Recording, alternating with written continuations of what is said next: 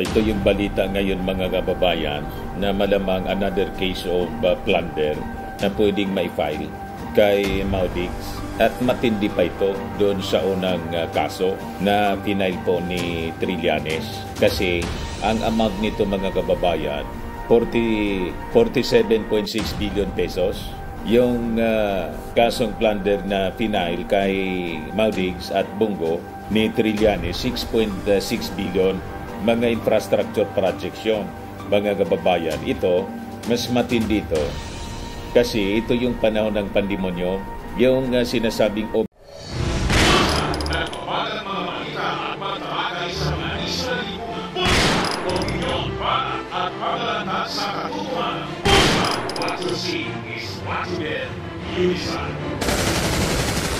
overpricing sa pagbili po ng mga test kits para sa Bidco. Ito po yung balita sa Manila Bulletin mga kababayan. Ang laki po ng disparity. Kimbo tackles alleged overpricing in COVID test kits during Duterte administration. Sabi ko sa inyo, yung sinasabi ni Maudix na malinis daw sila, not a whiff of corruption. Ito na nga po mga kababayan, nagsilabasa na, umaalingasaw na po. Actually, ito yung inimbestiga noon ni Senator Dick Gordon kung saan pinagmumura ni Maudix mga kababayan si Gordon. Ngayon, yung Congress, nagsasagawa din ngayon ng investigation mga kababayan. Siya po si Congresswoman Kimbo, ang lakian niya ng disparity. Pag napakalaki yung disparity, ang ibig sabihin nun, malaki yung naibulsa. Sa presyo po, tong patch dito, tong patch doon, ginawang justification yung urgency dahil pandemonyo daw po. Nakakuha po ng palusot para kumita. Yan ang lumalabas po sa investigasyon.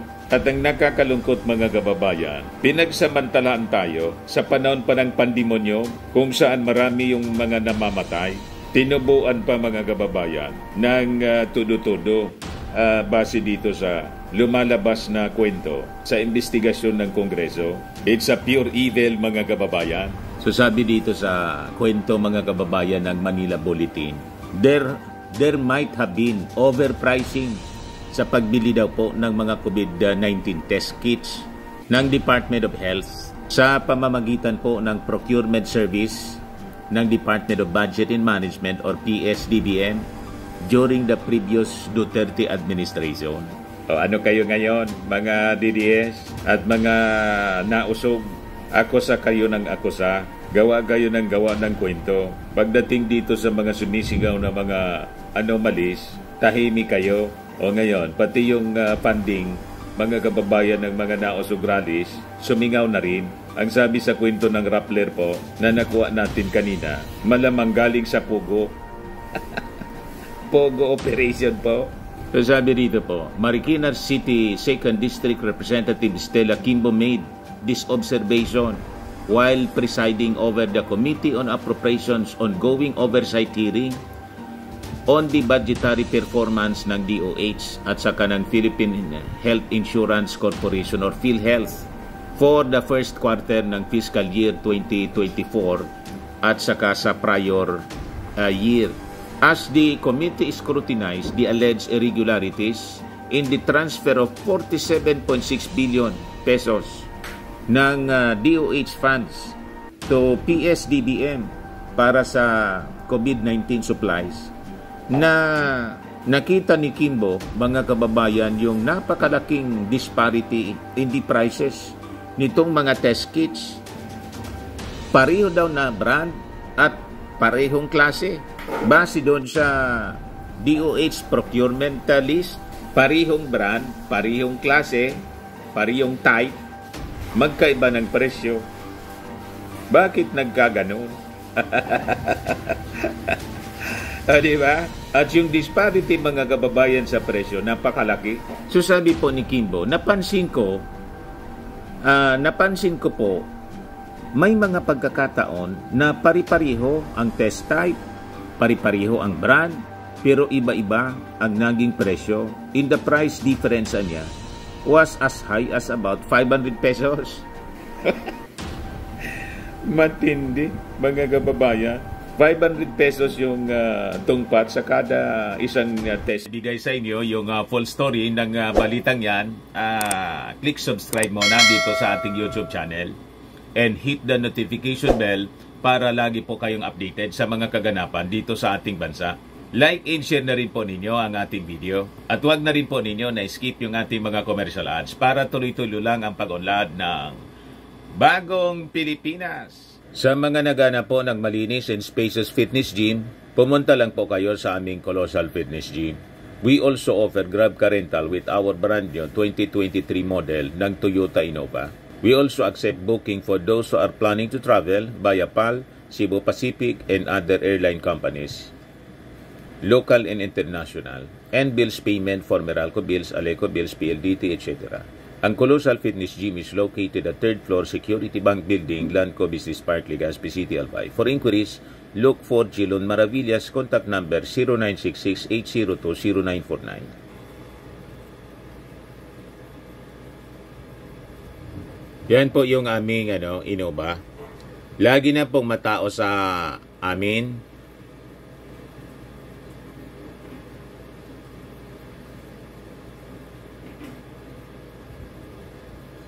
Yan po mga bagong clients namin. Napakaganda at colorful at napakalinis ng aming gym po. Pati mga foreigners po pumupunta sa amin, mga British tourist po sila dito sa Legazpi. Na-set up na rin po yung aming mga brand new gym equipment.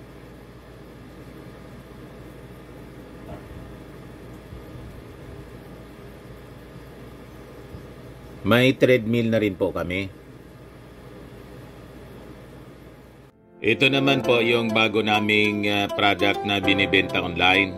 Eye Glow Serum, whitening po siya. Tingnan ninyo yung epekto sa aking anak na architect before and now. Yung mga inquiries po ninyo, dumiretso na lang kayo sa kanyang Facebook account, Riz Maravillas. Ito naman po, Firmax Firming and Lifting Cream, pinapahid po sa mga pulses in affected area. Mainam po sa paninigas ng mga kaso-kasuan. Ito naman po, Automax Radiant Serum. Sa mukha naman yung application, anti-aging po siya. You will look 10 years younger than your age. Sa mga cancer patients naman po, baka lang gusto ninyo itong itry. Naing siya red mixed fruit drink. Hindi mo po siya gamot, food supplement siya. Kaya lang, gawa siya mga kababayan sa goji berry. Yung goji berry may anti-cancer properties. O ngayon, yung mga inquiries ninyo, dumiritso na lang kayo sa aming messenger sa Facebook para masagot namin agad. Ayos pa? Ayos na ayos niya, Mr. Maravillas. Imagine na lang ninyo po kung ilan yung tiniba ng mga nasa likod ng anomalyang to. Maintindihan mo pa kung yung disparity, mga 50 pesos lang, or kahit as high as 100 pesos. Hindi ka pa mag-inala pa ganon. Pero kung yung patong po, umabot na ng 500 pesos yung diferensya, talaga pong lantara na po. You see? So, sabi po ni Kimbo, for example, may price difference na 2,083 versus 1,562. Sabi po ni Kimbo, Senior Vice Chairperson na po ng committee na nagsasagawa po ng hearing. Paliwanag pala. Palusot man sa akin. Paliwanag naman po ni DOH Secretary Teodoro Herbosa, who served as Special Advisor ng National Task Force Against COVID-19 during the previous administration, may mga certain items na nagbabago talaga yung presyo over time. Hindi man po ganon sa agad-agad. Tumalo ng ganon po. Kataas yung presyo ng kada test kit. Sabi nga natin, kung may price change man, 50 pesos to 100, maintindihan mo pa. Pero kung 500 na po, halatado na, may nagtungpats. Tama po? So sabi ni Herbosa po, so I guess we need to look at the date that some items are procured because they were changing the cost as the pandemic was ongoing. sabi po ni Herbosa. To which his predecessor, si former DOH Secretary Francisco Duque III agreed. Normal, magtatakipan po. Kasi pag hindi magtakipan po, di natin alam baka kung magkakasabwat sila. Diba? Pareha sila mga kababayan na nagtrabaho during the previous administration. Alangan man ilaglag si Duque. Tama ba? Pag ganyan nilaglag natin, damay-damay tayo niyan. So sabi po ni Kimbo, regarding the price difference, she felt that it was significant enough to warrant further investigation. Tama po, huwag ninyong titigilan. Kailangang lumabas po yung katotohanan. Kasi ito yung napakasama na nangyari. You can just imagine, panahon pa ng pandemic, kung saan may health emergency tayo, nangangamatay yung mga tao, pagkatapos, may mababalitaan tayong nagsasamantala. Di ba? So sabi ni Kimbo, this is the third case.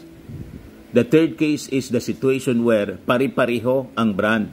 Pero bakit ang laki po ng disparity sa presyo? Umaabot na niya sa 500 pesos yung diferensya. It is what it is. It's a price difference anya. So I'm asking for the details on the dates nitong transaction. Kimbo also questioned the pricing of the test kits in comparison sa global market rates at the time of the purchase. So sabi niya, actually sir, ang next question pa nga doon how much was the price in the world market at the time of that purchase? That's the next question because it could be as low as 8 pesos. $8.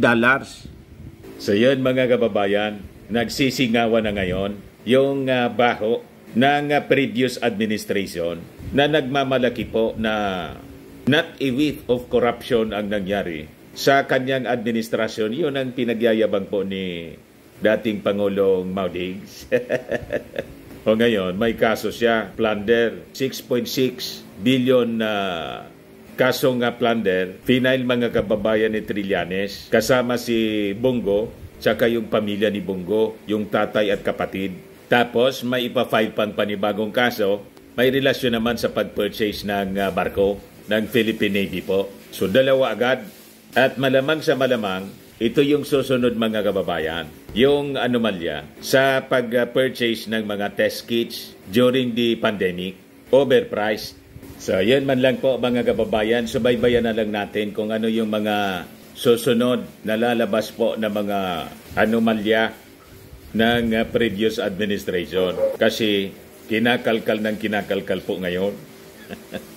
Wala kasing nangyari ng previous administration. Kasi siyempre nasa poder sila. So, ngayon wala na sila sa poder. Kaya po, naglabasa na po yung baho.